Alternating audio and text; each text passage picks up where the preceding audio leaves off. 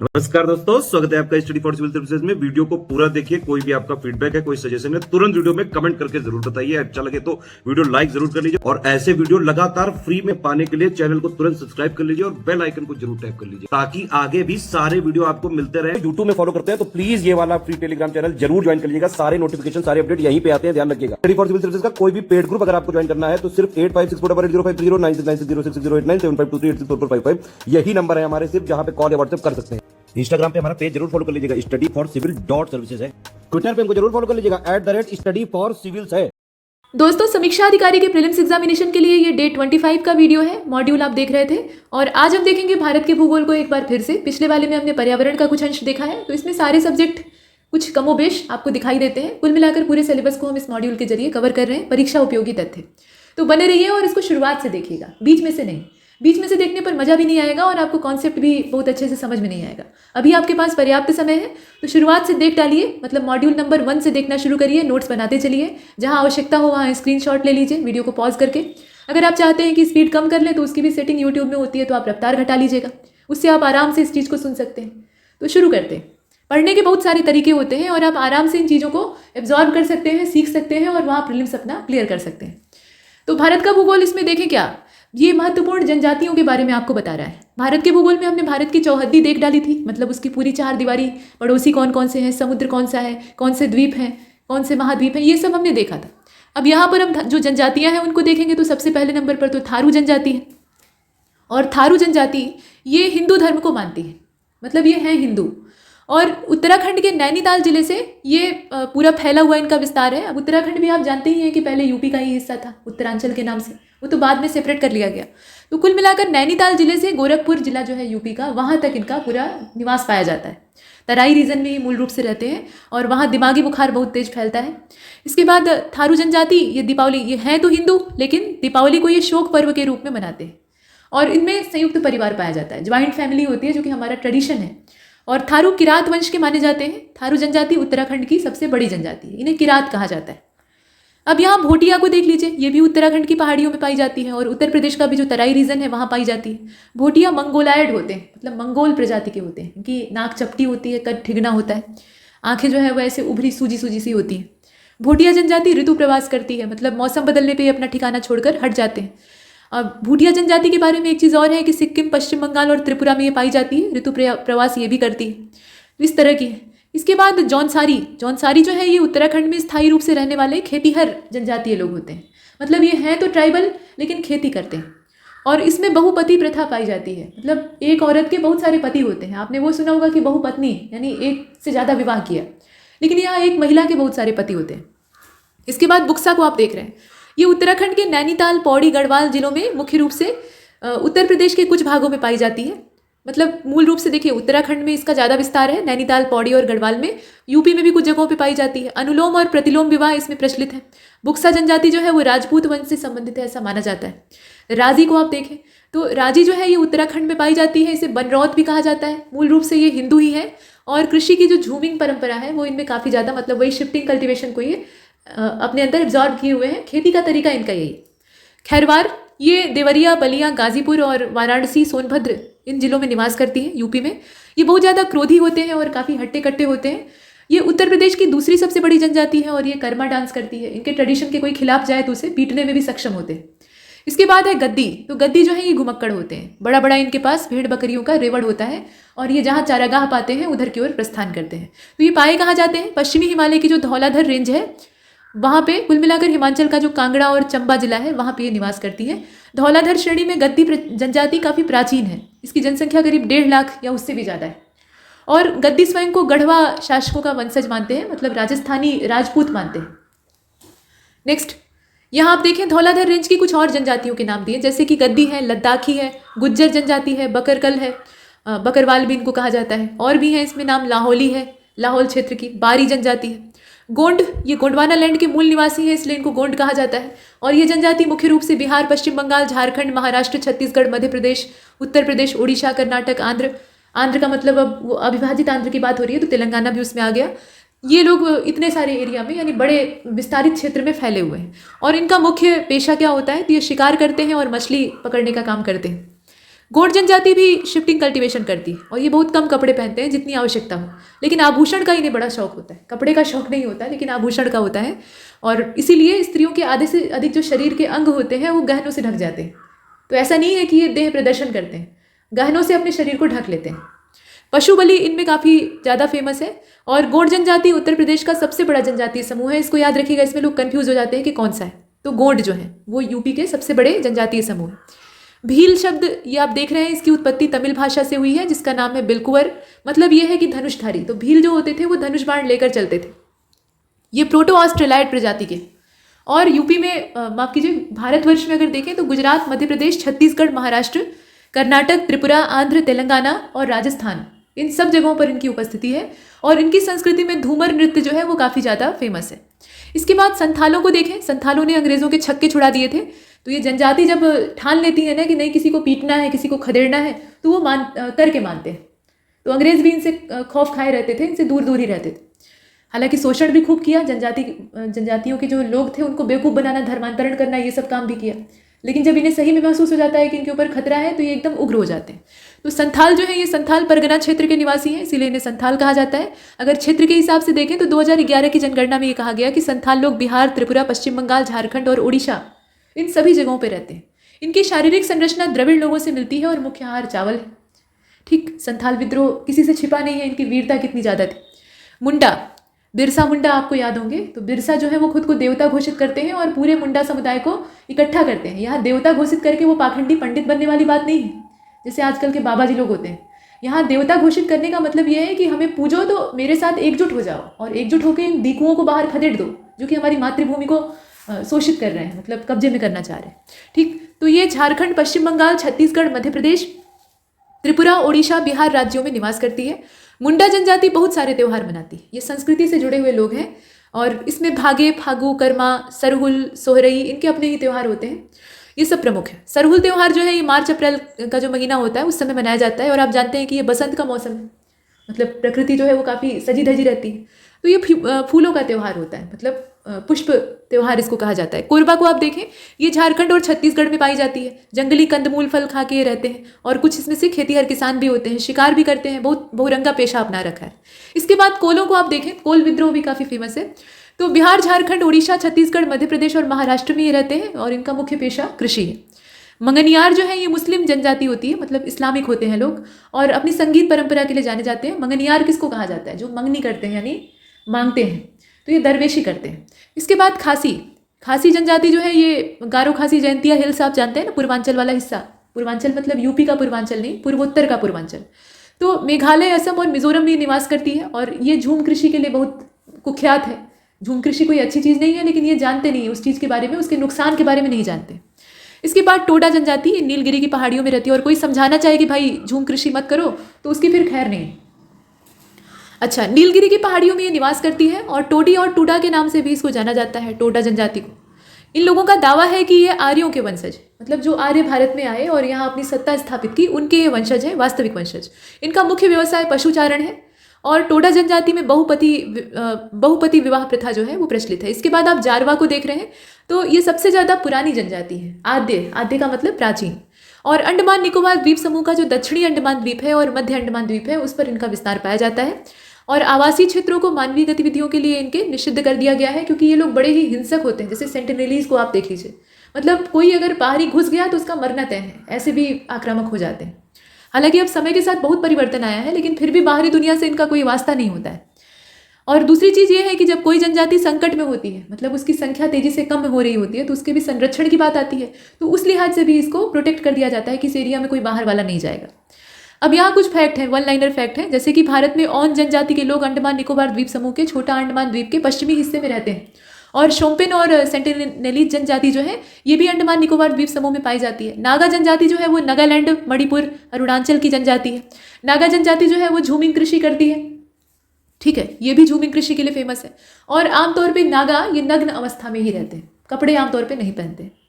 इसके बाद झारखंड की जो जनजातियां जैसे कि उरांव हो, भूमिज, खंडिया और सोरिया, बिरहोर जो है, इसके अलावा खोंड, खैरवार, असुर, बैगा, ये सब प्रमुख हैं झारखंड की अपनी जनजातियां हैं। राजस्थान की जनजातियों में भील आते हैं, इसके अलावा मीणा, ये भी जनजाति ही है। सहरिया, गरसिया, दमोर, पटेलिया, ये सब प्रमुख हैं। तमरिया जनजाति, हालांकि मीणा तो अब इतनी तेजी से ग्रोथ कर रहे हैं कि ये जो आद्य परंपरा होती है उसमें नहीं रह गए हैं, अब ये एडवांस हो गए हैं, बहुत सारे प्रशासनिक सेवा में भी चुने जाते हैं। ठीक, तो इनमें तेजी से उल्लेखनीय सुधार हुआ है, लेकिन बाकी जनजातियां जितनी भी हैं मैक्सिमम उसमें से अभी भी हमारी जो प्राचीन संस्कृतियां हैं उसी को लेकर चलते हैं और उसके प्रति काफ़ी कट्टर होते हैं। अब यहाँ आप देखें कि वर्ष 2011 का जो सेंसस है उसके हिसाब से अभी वही चल रहा है, नया वाला आया नहीं। तो पंजाब, हरियाणा, चंडीगढ़, दिल्ली, पुडुचेरी, यहाँ पे जनजातीय समुदाय नहीं पाया जाता है। ये ऐसे एरिया हैं जहाँ पे ट्राइब्स नहीं पाई जाती हैं। सरहुल त्यौहार झारखंड क्षेत्र के उरांव, मुंडा और हो जनजातियों के द्वारा मनाया जाता है और प्रत्येक वर्ष हिंदू कैलेंडर का जो पहला महीना है वो इस क्षेत्र में सेलिब्रेट किया जाता है। सरहुल का मतलब है वृक्षों की पूजा, तो ये वृक्ष पूजा करते हैं, मतलब प्रकृति का संरक्षण करते हैं। इसके बाद आप आगे देखें, संथालों के विवाह को बापला कहा जाता है। जो शिफ्टिंग कल्टीवेशन का नाम लेके हम इन्हें कोसते हैं ना कि ये जंगल नष्ट कर रहे हैं, तो वो भी इन्हें पता नहीं होता है कि ये प्रकृति को नुकसान पहुंचा रहे हैं। ये अपने भरण पोषण के लिए प्रकृति से ले रहे होते हैं, लेकिन दुनिया की स्थिति से ये वाकिफ नहीं होते हैं कि कितनी तेजी से पर्यावरण जो है वो बर्बाद हो रहा है। पेड़ों की निहायत ही ज़रूरत है, खेत से ज़्यादा ज़रूरी पेड़ हैं। ये सब चीज़ें उन्हें नहीं मालूम होती हैं और समझाना भी बहुत मुश्किल काम है, तो इसलिए वो रुकते नहीं है। शिफ्टिंग कल्टीवेशन बेहिसाब करते हैं, नहीं तो उन्हें अगर ये आभास हो जाए कि प्रकृति नाराज हो रही है, मतलब तुम पेड़ काट रहे हो और उससे प्रकृति क्रोधित हो रही है और तुम्हारे जो देवता हैं, इष्ट देवता हैं, वो रुष्ट हो जाएंगे, ऐसा उन्हें एहसास हो जाए तो वो कतई नहीं काटेंगे, लेकिन एहसास होना चाहिए पहले। अब इसके बाद आप देखें संथालों के विवाह की बात, तो ये बापला कहा जाता है, मतलब इनके विवाह का नाम ही है बापला या बुपला। और संथालों में वर पक्ष की ओर से वधु को दिया जाने वाला जो वधु मूल्य है वो पोन कहलाता है, मतलब लड़की खरीदने जैसा होता है। मतलब लड़की के जो परिवार वाले होते हैं उनको कीमत दी जाती है, उपहार दिए जाते हैं और बदले में लड़की वो अपनी देते हैं। शादियां तोड़ी भी जा सकती हैं और इस मामले में स्त्री पुरुष दोनों के पास समान अधिकार। देखिए यहाँ पे थोड़ा सा महिला सशक्तिकरण वाला जो मोड है वो दिखाई दे रहा है। महिला चाहे तो वो भी विवाह विच्छेद कर सकती है। बिटलाहा संथाल समाज में सबसे कठोर सजा होती है और इसमें सामूहिक बहिष्कार कर दिया जाता है। संथाल गांव या जो आता होता है उसको आता या अत्ता कहा जाता है। वहाँ पे प्रधान जो होता है, मतलब ग्राम प्रधान, उसको माझी कहा जाता है। इसके बाद नंबर आता है बोडो जनजाति का, जो कि एक नृजातीय और बहुभाषी समुदाय है और ये गारो की पहाड़ियाँ जो हैं उत्तर पूर्व में वहाँ पर पाई जाती हैं। उरांव जनजाति को देखें, ये युवागृह धूमकरिया इनका कहलाता है और समगोत्री विवाह इसमें निषिद्ध है, जैसे कि अपने हिंदू धर्म में प्राय होता है। एक समान गोत्र में विवाह नहीं करते हैं, ऐसा मानते हैं कि समान गोत्र वाले आपस में भाई बहन हैं या भाई भाई, तो भाई बहन के बीच में विवाह नहीं हो सकता है, पाप है, तो वो चीज़ मानते हैं। समान गोत्र का मतलब एक पिता की संतान, मतलब जो पूर्वज है वो एक ही रहा। अब इसके बाद बाल विवाह की जो प्रथा है ना, वो भी उरांव जनजाति में नहीं है, ये अच्छी बात। विवाह का प्रस्ताव वर पक्ष के सामने रखा जाता है, जैसे कि अपने समाज में है। लड़के के सामने ही लड़की वाले रिश्ता लेकर पहुंचते हैं, लड़के वाले लड़की वाले के पास आमतौर पर नहीं जाते हैं। गाँव वगैरह में तो ये बड़ी कट्टर परंपरा है, इसीलिए लड़कों के विवाह की बड़ी समस्या है, वो किसी के दरवाजे नहीं जा सकते। ठीक है, आएंगे तो लड़के वाले ही आएंगे और पहले के समय में उनको तिलकहरू कहा जाता था क्योंकि वो तिलक लेकर आते थे साथ में। अब इसके बाद आप आगे देखें, उरांव गांव का जो मुखिया होता है, मतलब उरांव जाति जनजाति जो है उनके गांव में जो मुखिया होता है उसको महतो कहा जाता है, महतो यानी महान व्यक्ति, और पंचायत को पंचौरा कहा जाता है। अब सहरिया जनजाति को देखें, ये राजस्थान की है, सर्वाधिक संख्या इनकी 12 जिले में पाई जाती है। जनजातियों के निर्धारण के लिए और उनकी सांस्कृतिक विशिष्टता को संरक्षित करने के लिए जो उनका विभिन्न आवास है और जो सांस्कृतिक लक्षण हैं, हर जनजाति के अपने कुछ लक्षण होते हैं, उनको आधार बनाया जाता है और इनको रिकॉग्नाइज किया जाता है, पहचाना जाता है। त्रिपुरा राज्य में हलाम, नोटिया ये जनजातियां पाई जाती हैं। और आप देखें कि उरांव जनजाति जो है वो कुडुक बोली बोलती है, जो कि द्रविड़ परिवार की बोली है। झारखंड की 32 जनजातियों में से 8 जो है वो जनजातीय समूह से आती है। इसमें असुर, बिरहोर, बिराजिया, कोरबा, परहिया, बैगा, ये परहिया जो है ये असल में बैगा ही होते हैं, क्षेत्रीय हैं, यहाँ पर आकर बस गए हैं तो इनका नाम पहरिया। इसके बाद साबर है, माल पहरिया है और सौरिया है, ये सब जनजातियां हैं जो कि झारखंड की हैं और झारखंड में टोटल 32 जनजातियां हैं, ये ध्यान दीजिएगा। 2011 का जो सेंसस था उसके हिसाब से आदिम जनजातियों की संख्या करीब 2.23 लाख है और 27% जो हिस्सा जनजातियों का है वो अकेले झारखंड में ही पाया जाता है। ठीक, अब जारवा जनजाति को आपने देखा कि उन क्षेत्रों को सुरक्षित कर दिया गया है, वहाँ बाहर का प्रवेश निषिद्ध है। ये जनजाति दक्षिण और मध्य अंडमान द्वीपों के जो पश्चिमी हिस्से हैं, मतलब पश्चिमी तट हैं समुद्र से लगे हुए, वहाँ पाई जाती है। कत्था बनाने वाली जनजाति जो है वो खैरवार है और ये शारीरिक रूप से काफ़ी हट्टे कट्टे और झगड़ालू होते हैं। ठीक, और कत्था, इसी को खैर कहा जाता है। खदिर नाम का जो वृक्ष होता है उससे कत्था निकलता है, तो इसी कत्था इकट्ठा करने की जो परंपरा है इसकी वजह से इन्हें खैरवार कहा गया। अब आगे बढ़ते हैं। यहाँ पर कुछ भारतीय अर्थव्यवस्था के अच्छे तथ्य हैं, जैसे कि प्रमुख समितियाँ और आयोग दे रखा है। और ये पूछा जाता है यहाँ से तो प्रश्न बनेगा ही बनेगा। जैसे कि आप देखें महालनोबिस समिति है, ये 1960 की है और इसका काम था आय वितरण का आकलन करना, आय का बंटवारा कैसा है, किस वर्ग में ज़्यादा है, कहाँ पर कम है। खुसरो समिति का जो समय है वो 1989 का है, कृषि और ग्रामीण साख से ये जुड़ी हुई है। दांतेवाड़ा जो है ये दांतेवाला है असल में, दांतेवाला समिति 1969 की है, बेरोजगारी का आकलन करने के लिए इसको गठित किया गया था। सरकारी आयोग आप जानते ही हैं, ये केंद्र राज्य संबंध से जुड़ा हुआ है और 1983 का है। गोईपोरिया जो है ये 1990 की है, बैंकिंग सेवा सुधार से इसका संबंध है। गोस्वामी कमेटी 1993, औद्योगिक रुग्णता से इसका संबंध है। नरसिंघम कमेटी वित्तीय सुधार से जुड़ी है, 1991 की है और 1991 की है चलैया समिति। और ये जो राजा चलैया समिति है ये कर सुधार से जुड़ी हुई है। जानकी रमन समिति जो है ये 1992 की है, प्रतिभूति घोटाले से इसका संबंध है। मल्होत्रा समिति का संबंध है, 1993 का ये है और बीमा सुधार से ये जुड़ी हुई है, मतलब बीमा सुधार में रिसर्च करना और अपनी रिकमेंडेशन देना, ये इसका उद्देश्य है। इसके बाद 11वें नंबर पे आप देख रहे हैं यहाँ पे भंडारी समिति, ये 1994 की है। क्षेत्रीय ग्रामीण बैंकों की पुनर्संरचना मतलब रीस्ट्रक्चरिंग का जो काम है उस पर सर्वे करना, ये इसका उद्देश्य था। इसके बाद है आबिद हुसैन समिति, 1995 की है, लघु उद्योगों से ये जुड़ी हुई है। मीरा सेठ समिति को आप देख रहे हैं, ये 1997 की है, हथकरघा विकास से इसका संबंध है। महाजन समिति 1997 की है, चीनी उद्योग से ये जुड़ी हुई है। तारापोरे समिति ये 1997 की है, रुपए की पूंजी खाते में परिवर्तनीयता से ये जुड़ी हुई है। और आप देखें कि सच्चर समिति है जो कि 2005 की है और ये मुस्लिमों की सामाजिक और आर्थिक तथा शैक्षणिक स्थिति को नापने के लिए है, सुधार से संबंधित है। सुरेश तेंदुलकर समिति को आप यहाँ बीच में देख रहे हैं, 2005 की है, गरीबी का आकलन करना इसका भी उद्देश्य था। पारिक कमेटी जो है ये पेट्रोलियम उत्पादों की मूल्य प्रणाली से संबंधित है, 2013 की है और मालेगाम जो है ये 2018 की है। बैंकिंग क्षेत्र में बुरे खराब मतलब बुरा या खराब वही बात है, तो लोनिंग की जो खराब प्रक्रिया है उससे इसका संबंध है, उसमें सर्वे करना और अपना रिकमेंडेशन देना, ये चीज़। अब यहाँ पर कुछ प्रमुख बोर्डों के नाम दिए, जैसे कि भारतीय कॉफ़ी बोर्ड है, तो इसका हेडक्वार्टर कहाँ पे है, बेंगलुरु में है, कर्नाटक में। भारतीय रबर बोर्ड का कोट्टायम केरल में है। भारतीय चाय बोर्ड का कोलकाता यानी पश्चिम बंगाल में है। तंबाकू बोर्ड का गुंटूर में है, मतलब आंध्र में। मसाला बोर्ड का कोची में है, केरल में। ये अंगूर प्रसंस्करण बोर्ड है तो इसका है पुणे में यानी महाराष्ट्र में। राष्ट्रीय जूट बोर्ड इसका है कोलकाता यानी पश्चिम बंगाल में और मत्स्य विकास बोर्ड का हैदराबाद तेलंगाना में है। अब यहाँ पर कुछ बैंकिंग से जुड़ा हुआ फैक्ट है, जैसे कि भारतीय रिजर्व बैंक को हम देख लेते हैं, तो ये भारत का केंद्रीय बैंक है, सभी बैंकों का ये संचालक है, इसे बैंकों का बैंकर कहा जाता है। और इस बैंक के संस्थापकों में डॉक्टर भीमराव अंबेडकर भी थे। अब इसकी स्थापना 1 अप्रैल 1935 को reserve bank of India act जो 1934 वाला था उसी के तहत हुई थी। इसका 1 जनवरी 1949 को राष्ट्रीयकरण किया जाता है। स्थापना होती है 1934 के एक्ट के द्वारा, 1935 में पहली तारीख जो अप्रैल की थी उस दिन। लेकिन इसका राष्ट्रीयकरण कब होता है, ये 1949 में होता है। बैंक की कार्य पद्धति या काम करने की शैली और उसका दृष्टिकोण ये बाबा साहेब ने हिल्टन यंग कमीशन के सामने रखा था और 1926 में ये कमीशन भारत में royal commission on Indian currency and finance इसके नाम से सामने आता है। और यहाँ एक ग्रंथ है जो कि अंबेडकर जी के द्वारा लिखा गया है, the problem of the rupee, its origin and it's solution, यानी रुपए की समस्या, इसके मूल और समाधान। मतलब मूल का तात्पर्य यहाँ पे ओरिजिन से है, यानी जो शुरुआती स्थान है। तो इसकी जोरदार वकालत की थी और इसकी पुष्टि की थी, तो कुल मिलाकर इनकी रिकमेंडेशन को इसमें शामिल किया गया था। प्रमुख कार्य रिजर्व बैंक का क्या है, इसमें मौद्रिक नीति तैयार करना ये इसका कार्य है और कार्यान्वयन और निगरानी करना, वित्तीय प्रणाली का विनियमन करना, पर्यवेक्षण करना, विदेशी मुद्रा का प्रबंधन करना, मुद्रा जारी करना, उसका विनिमय करना, परिचालन योग्य न रहे तो उसे खत्म भी कर देना, ये अधिकार होता है रिजर्व बैंक का। और सरकार का ये बैंकर है, बैंकों का बैंकर है, मतलब सभी के लिए बैंकर का काम करता है। साख को नियंत्रित करना, मुद्रा के लेन देन को नियंत्रित करना, ये सब रिजर्व बैंक का काम है। राजकोषीय नीति और राजस्व को भी देख लीजिए, तो इसमें हम देखेंगे वित्त आयोग को। भारतीय वित्त आयोग की स्थापना 1951 में होती है और इसकी स्थापना का उद्देश्य है भारत के केंद्रीय सरकार मतलब केंद्र सरकार और राज्य सरकारों के बीच में वित्तीय संबंधों को परिभाषित करना कि आपस में तालमेल कैसा होना चाहिए। और वित्त आयोग का कार्यकाल ये 5 वर्ष का ही होता है, 5 वर्ष बाद फिर नए सिरे से गठन होता है।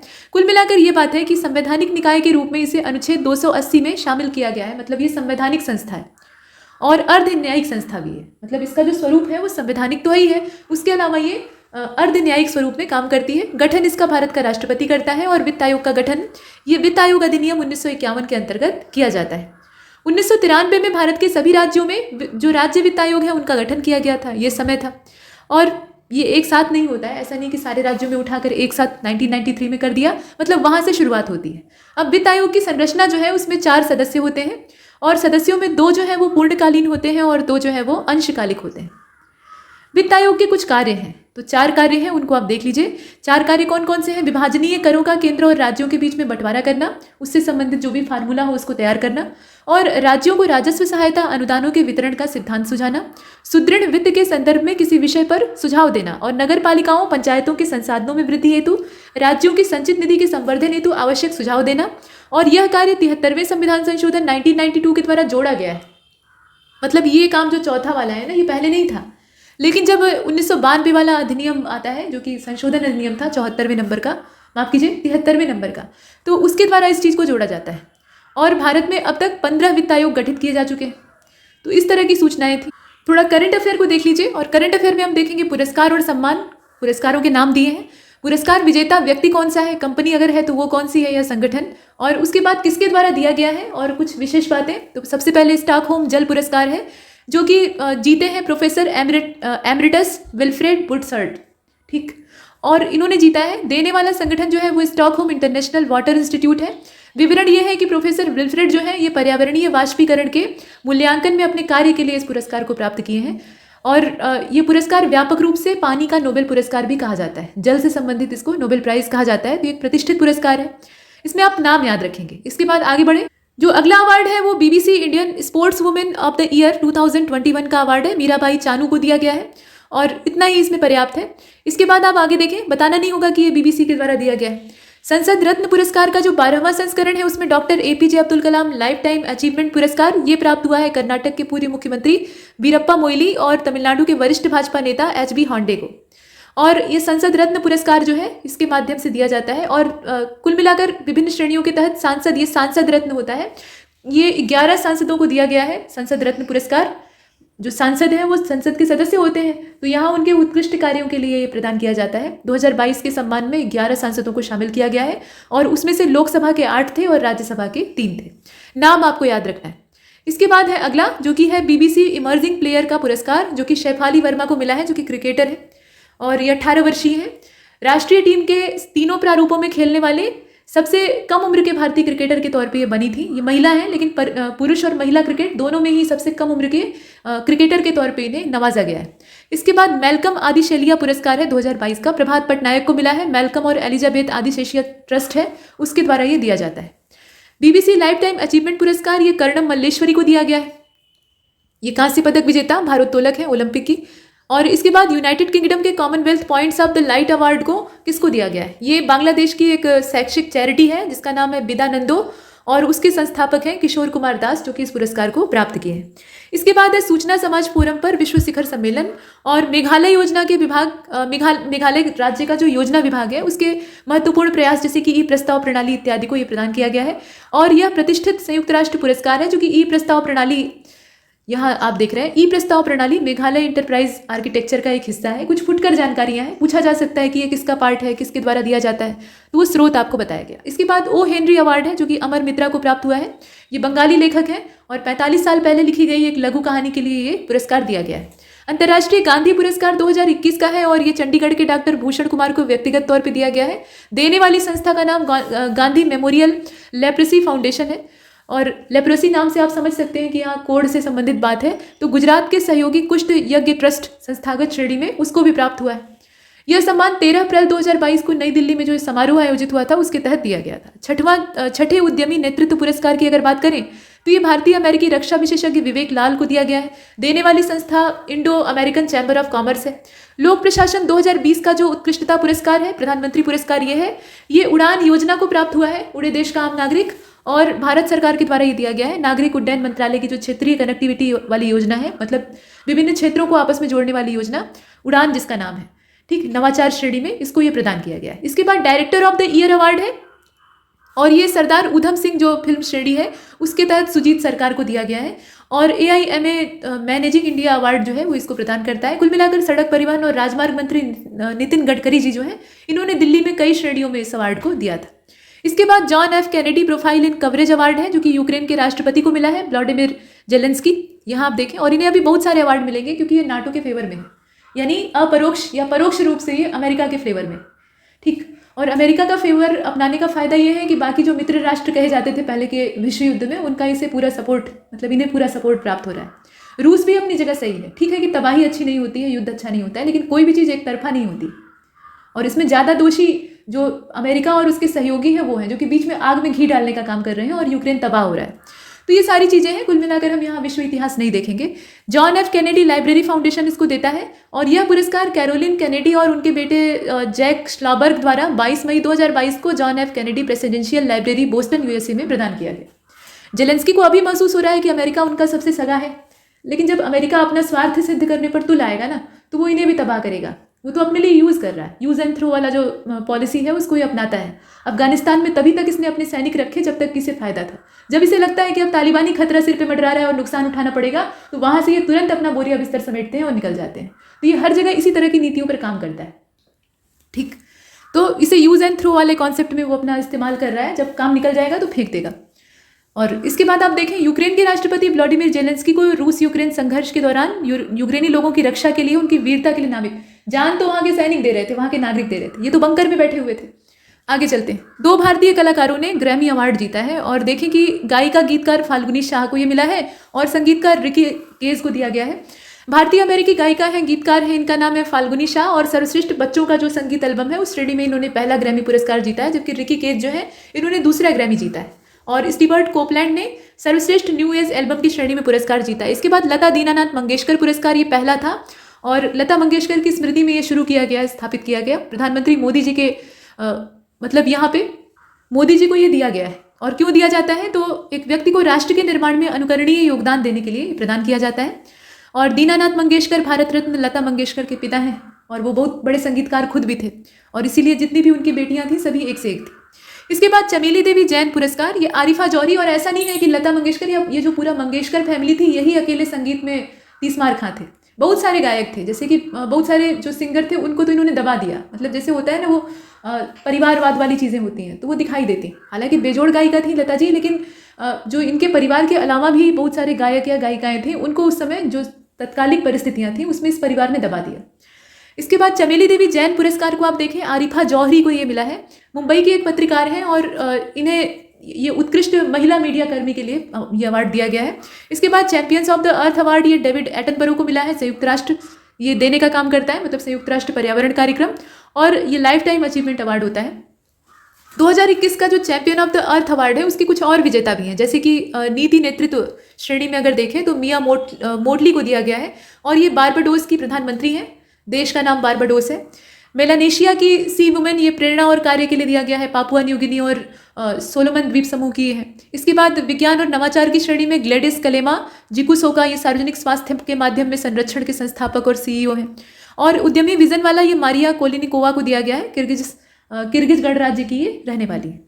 अब यहाँ पे जो सरस्वती सम्मान है वो दिया हुआ है और आप देखें ग्रैमी अवार्ड भी है।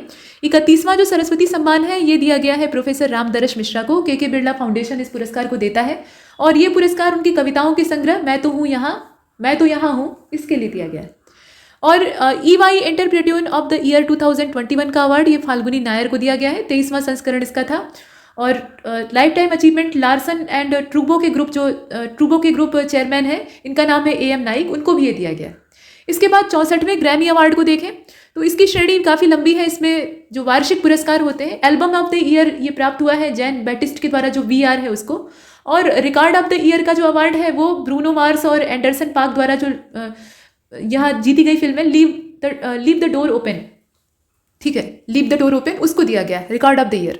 और सॉन्ग ऑफ द ईयर का अवार्ड किसको मिला है, तो leave the door open silk sonic, ये ब्रैडन एंडरसन और क्रिस्टोफर ब्रांडी ब्राउन और डर्नेस्ट एमिल, ब्रूनो मार्स, इन सब के संयोजन में है। इसके बाद सर्वश्रेष्ठ वैश्विक संगीत अवार्ड ये मोहब्बत का मिला है, मतलब मोहब्बत को मिला है ये अरोज आफ्ताब के द्वारा। उसके अलावा है वैश्विक संगीत एल्बम, ये मदर नेचर, मतलब एक तो वैश्विक संगीत का अवार्ड है ग्रैमी अवार्ड, तो वो आपने देखा, ये मोहब्बत को मिला है। और वैश्विक संगीत एल्बम का अवार्ड जो है ये मदर नेचर, जो कि एंजेलिक किड्जो के द्वारा लाया गया है, तो उसको प्राप्त हुआ है। इसके बाद राष्ट्रीय जल पुरस्कार को आप देखें तो इसमें रामनाथ कोविंद जी ने नई दिल्ली में जो 3रा राष्ट्रीय जल पुरस्कार का संस्करण है उसको देने का काम किया और जल शक्ति मंत्रालय के द्वारा इसको शुरू किया गया था 2018 में।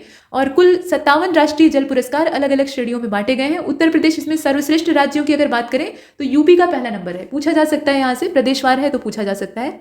राजस्थान इसमें दूसरे स्थान पे है सर्वश्रेष्ठ राज्यों में और तमिलनाडु का इसमें 3रा स्थान। तो ये तो हमने सर्वश्रेष्ठ राज्य देखा, अभी जिलेवार देख लेते हैं, जिलेवार ग्राम पंचायत इत्यादि। तो मुजफ्फरनगर जो उत्तर प्रदेश का जिला है, ये सर्वश्रेष्ठ जिले के तौर पे उत्तरी जोन में पहले नंबर पर आया है। बलुआ वाराणसी का ये ग्राम पंचायत है, बलुआ ग्राम पंचायत ये तीसरे स्थान पे है। एमिटी इंटरनेशनल स्कूल नोएडा का, मतलब यहाँ हम यूपी वालों को ही देखेंगे, तो एमिटी इंटरनेशनल स्कूल नोएडा का ये सर्वश्रेष्ठ स्कूलों में तीसरा संयुक्त पुरस्कार विजेता। इसमें दो हैं असल में, एक तो राजकीय मध्य स्कूल है मानापेट पुडुचेरी का, और दूसरा अपना है यूपी वाला एमिटी। इन दोनों को संयुक्त रूप से तीसरे स्थान पर रखा गया है सर्वश्रेष्ठ स्कूल के अवार्ड में। इसके बाद है coastal sanitary prevention cell Ahmedabad, ये सर्वश्रेष्ठ एनजीओ का पहला पुरस्कार पाया है। धर्मपाल सत्यपाल लिमिटेड, ये नोएडा उत्तर प्रदेश का है, ये सीएसआर गतिविधि के लिए सर्वश्रेष्ठ उद्योग माना गया है और तीसरा संयुक्त विजेता ये है। इसके बाद है वापी, ये शहरी स्थानीय निकाय है गुजरात का, और ये सर्वश्रेष्ठ शहरी स्थानीय निकाय के तौर पे चुना गया है, पहला अवार्ड इसको मिला है। एमिटी इंटरनेशनल को सर्वश्रेष्ठ स्कूल का मिला है अवार्ड, और माता वैष्णो देवी श्राइन बोर्ड जम्मू का जो है ये सर्वश्रेष्ठ संस्थान माना गया है, कैंपस उपयोग के लिए धार्मिक संगठन, पहला इसको अवार्ड मिला है। ट्राइडेंट टेक्सटाइल लिमिटेड, ये पंजाब का है, इसको सर्वश्रेष्ठ उद्योग वाला दिया गया है, तीसरा। और पंचगछिया, ये MDTW और WUA, ये हुगली वाला क्षेत्र है, मतलब पश्चिम बंगाल का है, तो सर्वश्रेष्ठ जल उपयोगकर्ता संघ के तौर पे इसको अवार्ड मिला है, पहला। इसके अलावा HAL बेंगलुरु कर्नाटक का है, कारपोरेट सामाजिक जिम्मेदारी और गतिविधियों के लिए ये सर्वश्रेष्ठ उद्योग पुरस्कार है, तो इसको पहला मिला है। और दूसरा किसको मिला है? धर्मपाल सत्यपाल लिमिटेड नोएडा जो है, ये उत्तर प्रदेश वाला, इसको दिया गया है। तो यहाँ तक हमने इसे कंप्लीट किया है। इस लेक्चर में इतना ही, तब तक के लिए नमस्कार।